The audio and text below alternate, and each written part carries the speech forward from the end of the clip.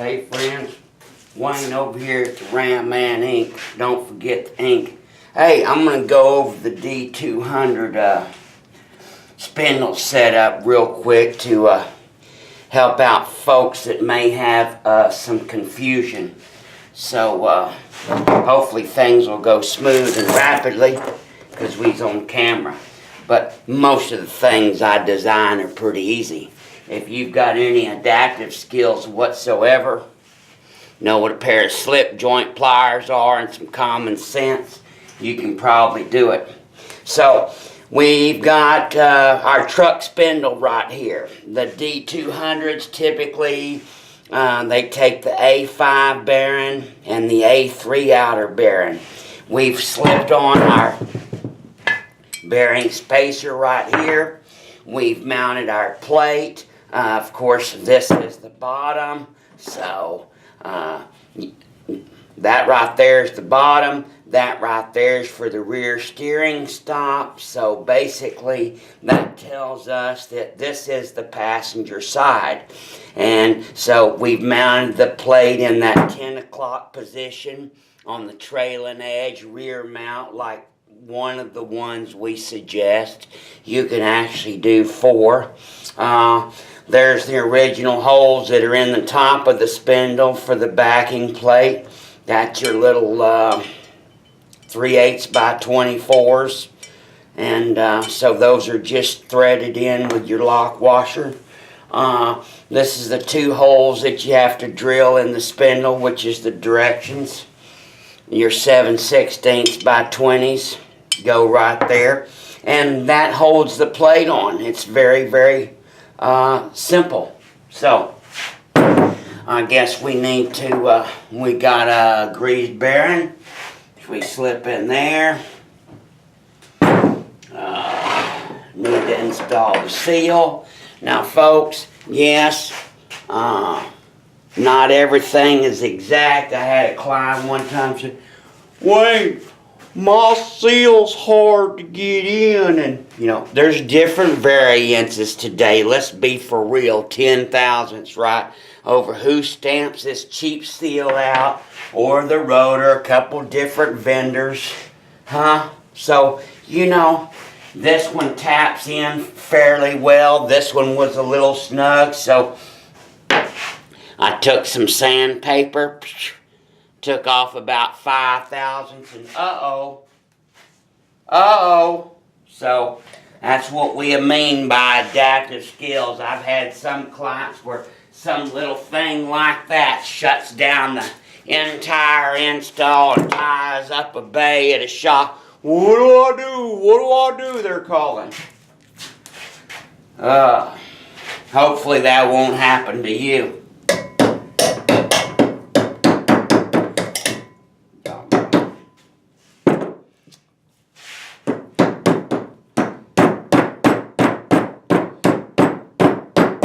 Alright, my friends. Bearing and seal installed. It wasn't that rough.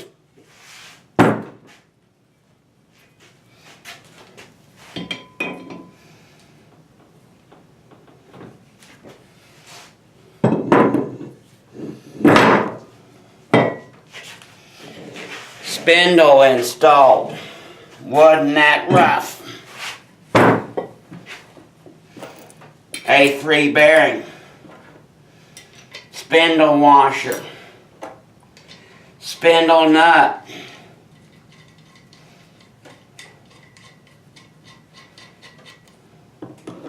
Snug it on down.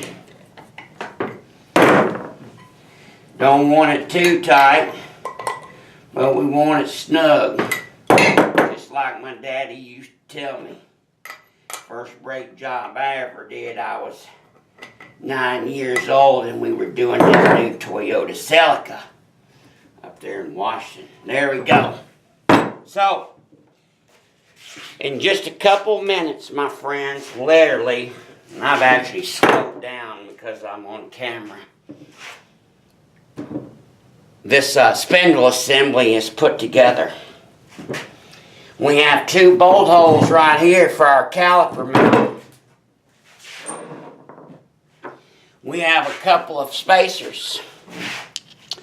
One has a notch for spindle clearance right there. We'll call that the upper. And the other one is a plain cylinder. We'll call that downstairs. Right here we have our bracket. This has a shorter horn and this has a longer horn. This is the top and this is the bottom. This is the top and this is the bottom. Remember that following the bouncing ball?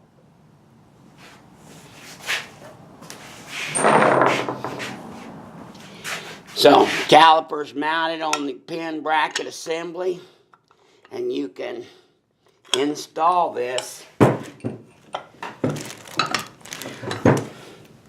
all put together.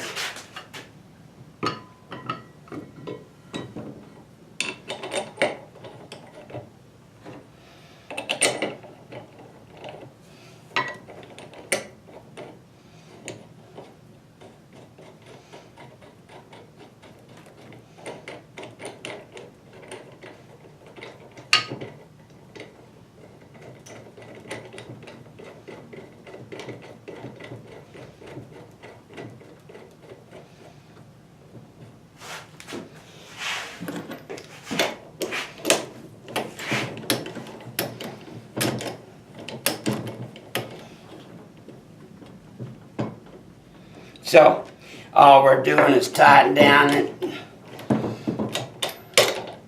these bolts. It takes a little minute. So, alright my friends. The assembly is installed. You now have some super badass brakes for your D200. Modern 69, 68 up. Factory 8-lug wheel, 1.25" rotors, like on a modern truck. Great big high performance pin caliper with a whole bunch of surface area and a whole bunch of clamping force. There we go, my friends. I don't know how simpler something could be designed. I don't know. Total time on that was 7 minutes and 40 seconds. You ought to be able to do it in less than 10 minutes aside. So, God bless you. God bless America. And happy Moparing. Bye.